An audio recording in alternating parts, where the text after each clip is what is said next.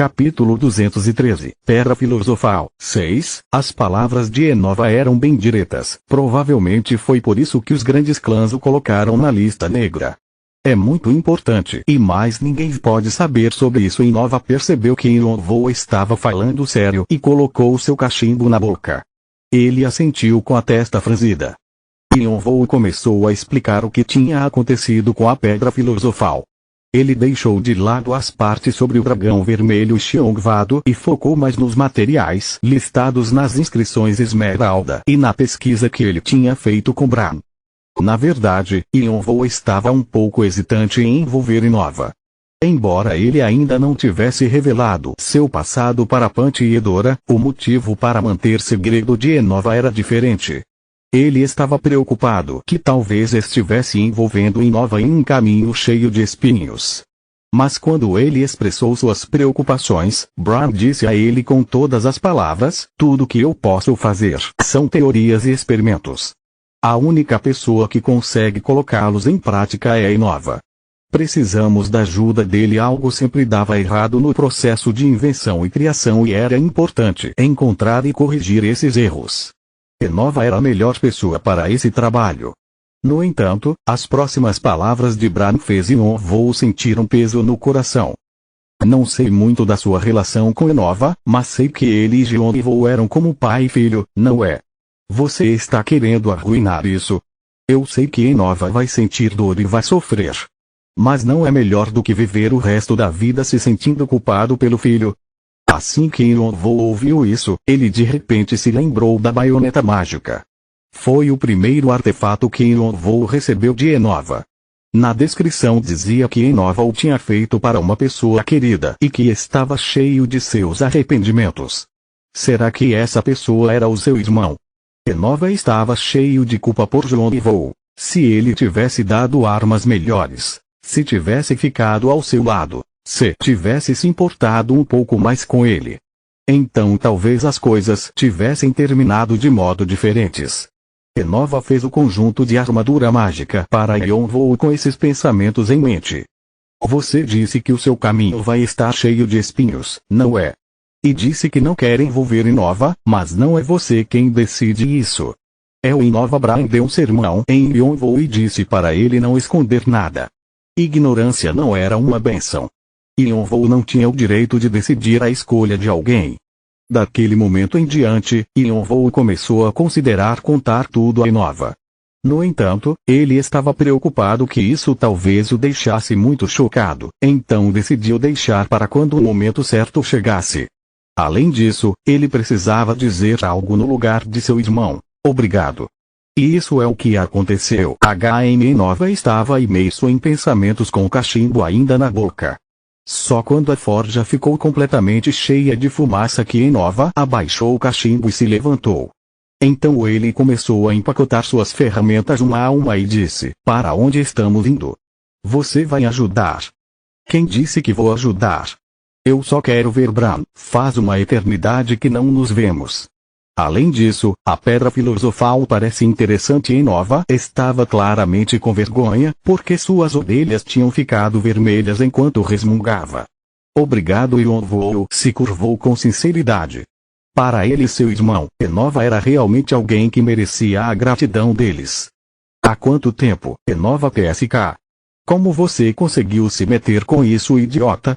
De qualquer forma, já faz 20 anos. É bom te ver. Enova e Bran se abraçaram. Depois de se encontrar 20 anos atrás, eles ficaram próximos o suficiente para começar a enviar cartas um ao outro e perguntar como tudo estava indo. Eles reconheciam as habilidades que cada um tinha não por causa da reputação dos dois de fazer parte dos 5 melhores artesãos, mas sim porque eles genuinamente entendiam o quão extraordinário o conhecimento um do outro era. Os dois estavam nervosos ao pensar que iriam criar o tesouro do século, a Pedra Filosofal. Enova até invocou Bo e Rebecca para ajudar também. Bo mostrou um crescimento rápido depois que Enova deu a ele o livro sem leis e seria de grande ajuda.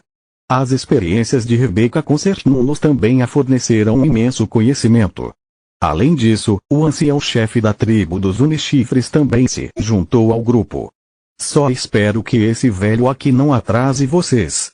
O ancião-chefe ajustou seus óculos e deu um sorriso afetuoso.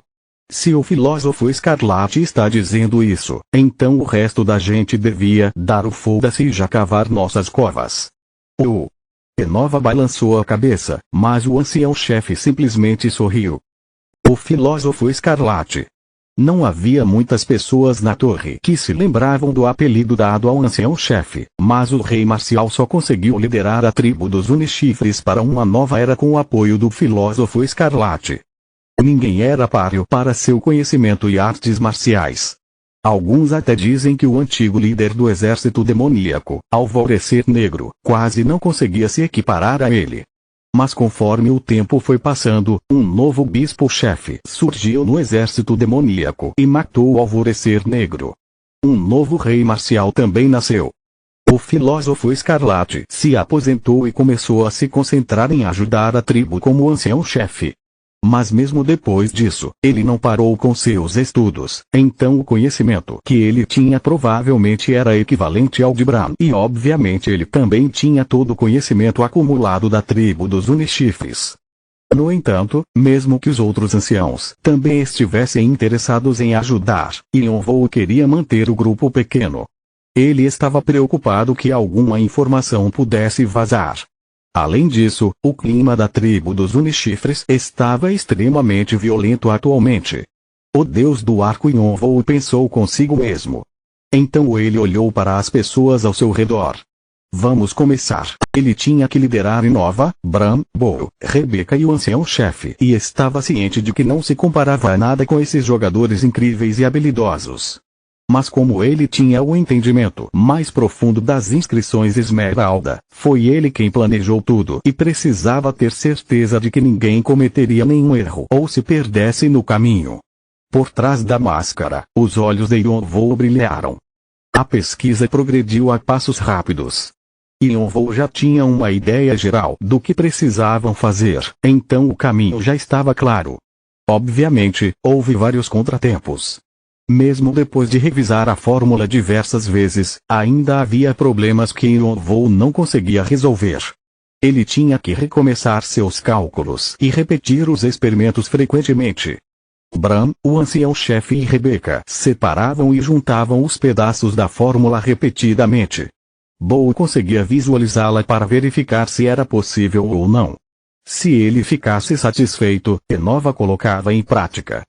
Se ainda assim não funcionasse, Enova usava sua experiência prática para colocá-los na direção certa. Com todas as pessoas mais habilidosas da torre trabalhando juntas, eles quase sempre conseguiam chegar a soluções rapidamente. No entanto, eles gastavam muito dinheiro. Apesar de não precisarem muito para suas necessidades diárias, os materiais para os experimentos eram caros. Yonvou estava usando ouro e prata que tinha no entranha e estava começando a acabar. Mas graças à ordem do rei marcial para ajudá-los, eles já conseguiam ver uma luz no fim do túnel e Yonvou conseguiu parar de se preocupar tanto. Justo quando estavam prestes a terminar, eles foram confrontados com outro bloqueio inesperado. Que cansativo! Bran esfregou os olhos com seus polegares. Mesmo tendo o corpo de um homúnculo, não significava que ele não podia ficar emocionalmente cansado. O ancião-chefe também tirou seus óculos e se deitou para esfriar a cabeça. Números e símbolos continuavam a girar em sua mente. Rebeca também estava imersa em pensamentos enquanto olhava para os cálculos na parede. Yonvou se juntou a ela, continuando a fazer os cálculos com sua diferença de tempo, mas sem conseguir encontrar uma solução.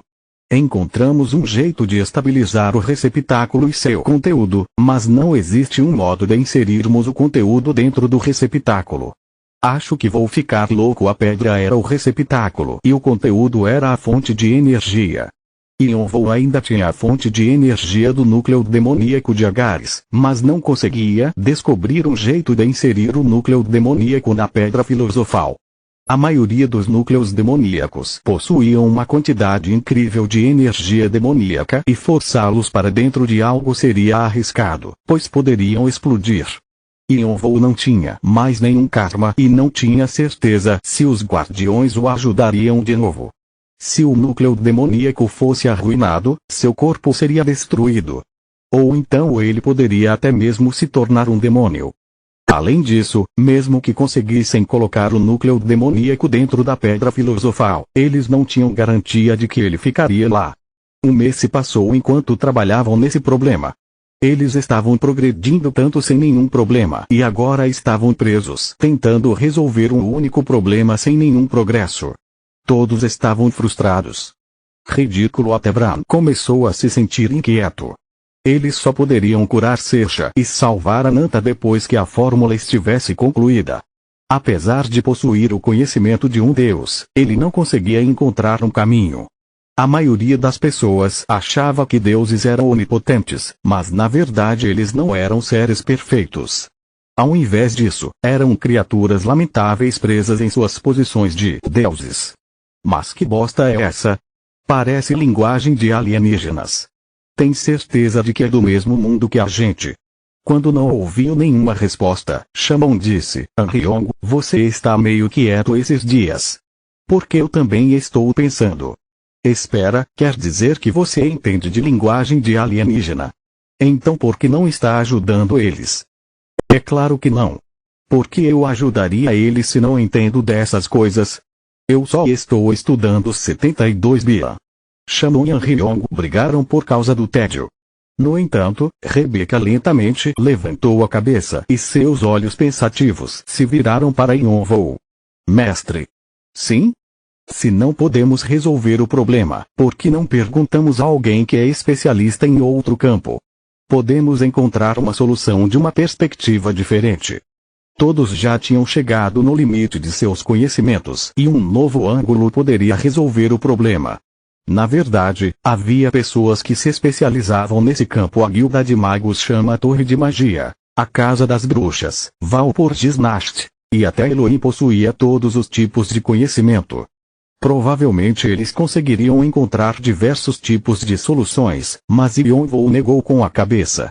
Todos aqui eram pessoas em que ele podia confiar e ele não queria envolver alguém que ele não tivesse o mesmo nível de confiança. Havia muitas pessoas com interesses competitivos em Yonvou depois do 23º andar e ele não queria adicionar nenhuma variável desconhecida. E se for alguém que não está ligado a nenhum grupo específico e é até mesmo rejeitado pela sociedade? E se também for esperto e não se importar muito com assuntos mundanos como nós? Os olhos de Yonvou brilharam. Alguém assim seria muito menos arriscado. E se necessário, seria mais fácil de silenciá-lo. Você já tem alguém em mente? Sim. E você também conhece essa pessoa.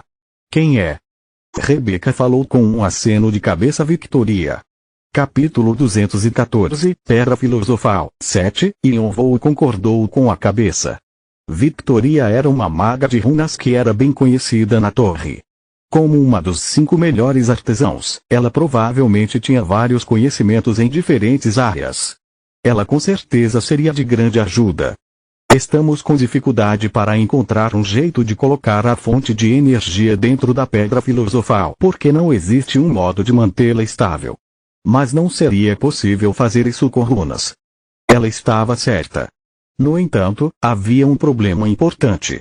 Queria me encontrar com ela, mas não sei onde ela está.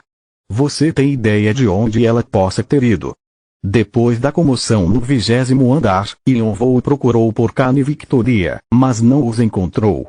Não tenho certeza, mas tem um jeito de descobrir. O que é? Victoria aprendeu magia de runas sozinha, mas acabou aprendendo feitiços com uma professora. Se ela está tentando se esconder, provavelmente está com essa professora. Yonvou franziu a testa. Por que você não me disse isso antes?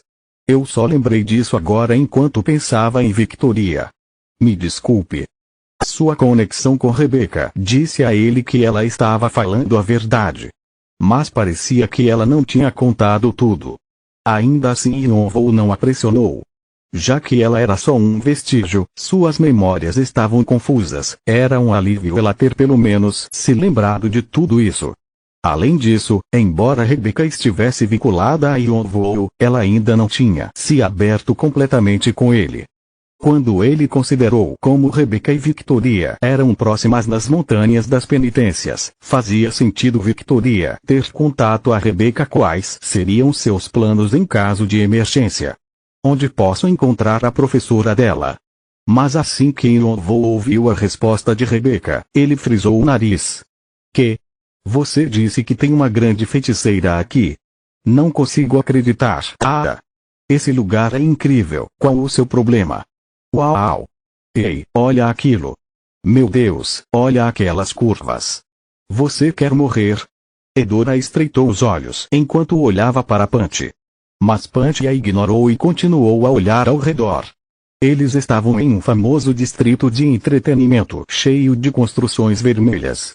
Na entrada de cada construção havia uma mulher com roupas reveladoras esperando. Tinha todos os tipos de prostitutas, clubes noturnos e até drogas, o que fazia Edora se sentir desconfortável. Embora tivessem lugares para mulheres visitar também, ela não gostava da ideia. Era tudo muito direto e incivilizado. Os desejos carnais que preenchiam as ruas eram desagradáveis para ela. Ela só tinha vindo aqui por causa de uma pessoa, a que estava de pé desinteressado ao lado dela. Edora lançou um olhar para Yonvou. Ele estava usando sua máscara preta e estava de pé de um jeito descontraído. Ela não sabia se era por causa do seu corpo forte ou dos seus olhos firmes, mas algumas mulheres olhavam sedutoramente na direção dele, algumas até agarravam suas mangas. Mas Yonvou não se movia e simplesmente as afastava como se estivesse espantando moscas irritantes.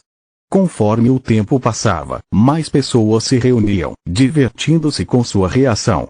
No entanto, Yonvou continuou firme. Edora estava aliviada que Yonvou fosse assim, mas cerrou os dentes amaldiçoando a pessoa que iria se encontrar com eles por estar atrasada. Na verdade, esse tipo de ambiente não era estranho para Yonvou. Quando estava na África, os soldados que eram seus subordinados gostavam de aliviar o estresse de vários modos. Já que ele era o líder, sempre ia com eles, mas ele nunca realmente aproveitou. Naquela época, ele estava saindo com alguém e não entendia um motivo para pessoas gostarem desses tipos de lugares. Seus subordinados até o zombavam por ser puro demais, mas Yonvou não se importava. Não era porque ele se sentia desconfortável como Edora. Para ele, havia diferentes tipos de estilos de vida e um lugar como esse era só outro exemplo de como os humanos viviam. Yonvou não se importava muito com isso. A única coisa que o interessava era a feiticeira que vivia em algum lugar aqui. Uma feiticeira. Quase um ano havia se passado desde que Yonvou entrou na torre.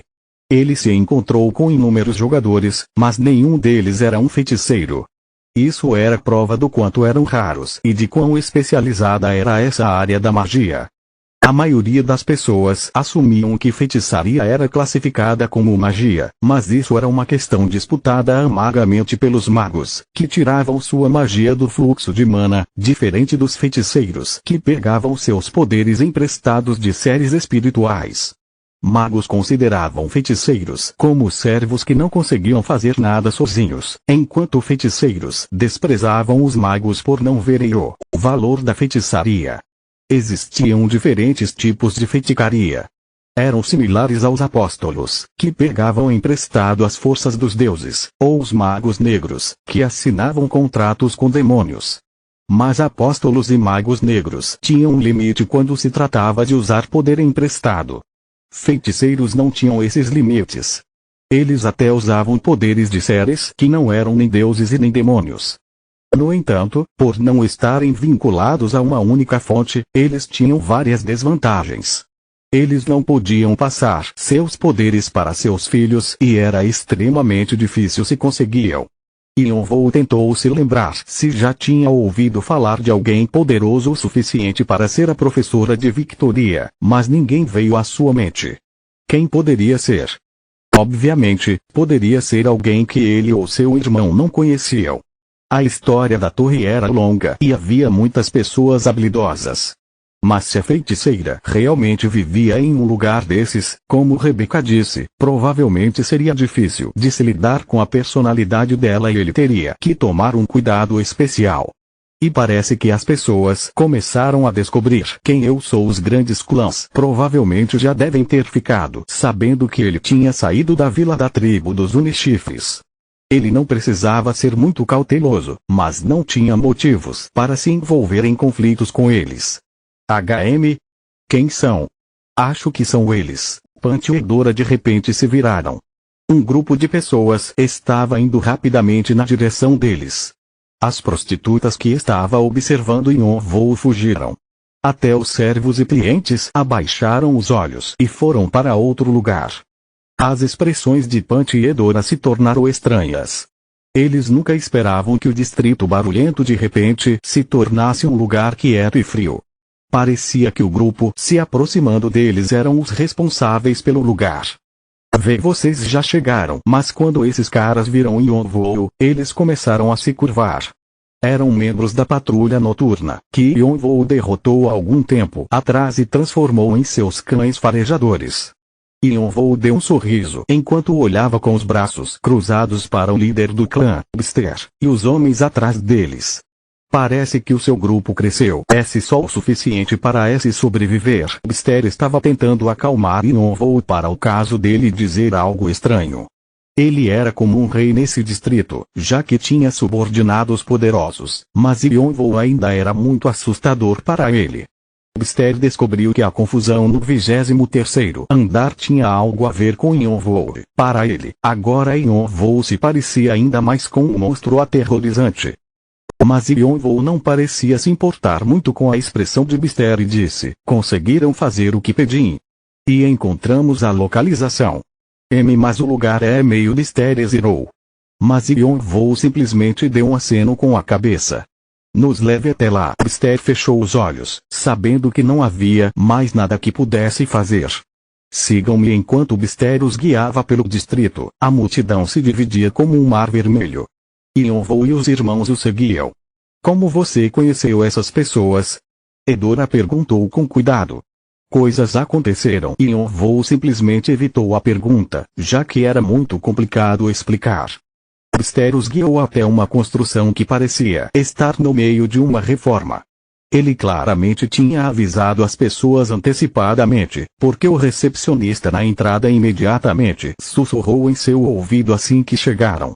A pessoa que você está procurando está esperando no 8º andar. O 8º andar era a cobertura do prédio. Já que Bster tinha alugado a construção inteira, Yonvou disse para seus amigos esperarem um pouco e ele subiu as escadas para o 8º andar. Ele percebeu que o prédio era um pouco diferente do resto do distrito de entretenimento. A equipe de funcionários era composta de homens jovens e bonitos com traços femininos. O cheiro forte de drogas fazia o ar ficar pesado e ficava ainda mais denso conforme subia os andares. Quando chegou no 8º andar, ele achou que seu nariz iria cair. Bam! Yonvou escancarou a porta em irritação. Ele só queria encontrar Victoria e ir embora. Mesmo que a pessoa com quem ele iria se encontrar estivesse sabendo que ele estava vindo, parecia que ninguém estava preparado. Ele acabou vendo algo que era pior do que estava esperando. Uma mulher vestindo somente um roupão estava dormindo na cama, abraçando garotos e garotas, todos bonitos e que mal pareciam ter 10 anos. O quarto estava cheio de fumaça, mal dava para enxergar direito. Yonvou estreitou os olhos, lembrando de Ambi no 16º andar. Que bagunça! O que foi? Isso é um banquete para os meus olhos. Ei! Ryong estava descontente, assim como Yonvou. Mas Chamon dava risadinhas enquanto olhava para as curvas da mulher. Yonvou bateu um de seus pés no chão. Bam! Poder mágico surgiu e fez o prédio inteiro tremer. A fumaça se dissipou e as pessoas dormindo acordaram. Quem é você? A mulher se levantou debilmente. Seu roupão se abriu, mas ela não parecia se importar. Seus olhos sedutores olhavam Yonvou de cima a baixo. HM. Não tenho nenhum fetiche por máscaras, não lembro de ter te chamado. É por conta da casa. Bom, já que você é um gostosão, vou aceitar só dessa vez. A mulher sorriu e deu um tapinha no espaço ao lado dela. Seus olhos estavam desfocados por causa das drogas, mas isso só aumentava seu charme cativante. Será que estava usando um feitiço de sedução? Yeon-woo sentiu a vontade repentina de pular em cima dela, sentir sua pele se encostar na sua e de jogá-la no chão. Sua irritação se transformou em desejo quase que instantaneamente e ele queria acabar com sua raiva fazendo sexo com ela. O seu traço, sangue frio, o ajudou a manter a compostura. A condição seduz só foi removida. Você desenvolveu uma forte resistência ao feitiço. No entanto, seu traço repeliu o feitiço facilmente. A mulher arregalou os olhos. Você é Anastasia? Você me conhece? Estou procurando por Victoria. Imediatamente os olhos desfocados de Anastasia se encheram de intenção assassina e a fumaça no ar de repente se transformou em criaturas estranhas que foram em direção a Yeon-woo com seus dentes afiados à mostra. Foi repentino, mas Yeon-woo estava esperando por algo assim, então ativou as habilidades que tinha preparado. O terceiro espírito 72 Byuk almas saíram do seu bracelete negro e criaram uma parede. Com Bion adicionado à mistura, era extremamente forte. Yeon-woo continuou a treinar mesmo enquanto pesquisava sobre a pedra filosofal. O poderoso feitiço não conseguiu penetrar sua parede. Mas Anastasia simplesmente bufou como se não se importasse e abaixou suas mãos com todas as suas forças.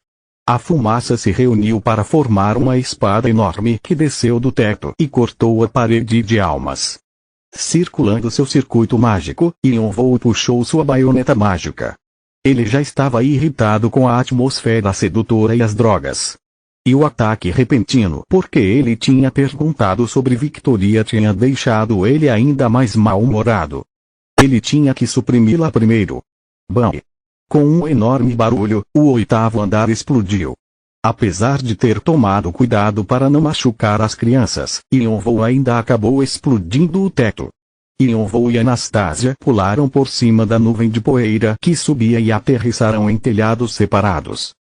Yeon-woo abriu suas asas de fogo e envolveu sua baioneta mágica com fogo sagrado.